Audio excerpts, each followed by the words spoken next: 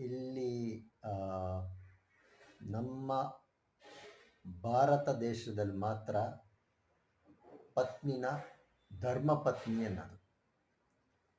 ಆ, ಧರ್ಮ ಮಾಡ್ಬೇಕಾದ್ರೆ ಒಟ್ಟಿಗೆ ಧರ್ಮ ಮಾಡಿ ಅಂತ ಹೇಳಿ ಮದುವೆ ಟೈಮಲ್ಲೆಲ್ಲ ಸಂಕಲ್ಪ ಮಾಡಿಸ್ತಾರೆ. ಆ,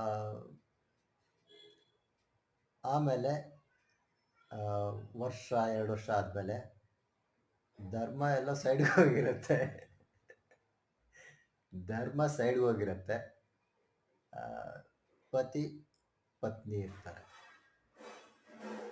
ಧರ್ಮನ ಫ್ಯಾಮಿಲಿ ಜನನು ಪಾಲನೆ ಮಾಡಬೇಕು.